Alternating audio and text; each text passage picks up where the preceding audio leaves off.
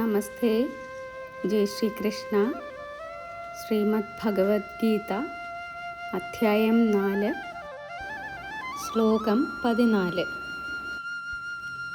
ന മാം കർമാണി ലിംപന്തി ന മേ കർമ്മഫലേ സ്പൃഹ ഇതി മായോഭിജാനാതി കർമ്മഭിർന സബധ്യതേ. എന്നെ കർമ്മങ്ങൾ ബന്ധിക്കുന്നില്ല.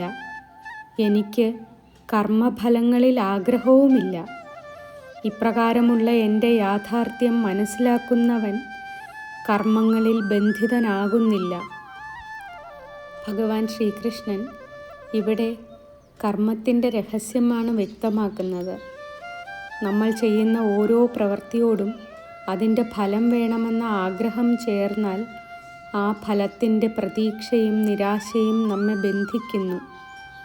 എന്നാൽ ഭഗവാൻ കർമ്മം ചെയ്യുമ്പോഴും അതിൻ്റെ ഫലത്തിൽ യാതൊരു ആസക്തിയും പുലർത്തുന്നില്ല.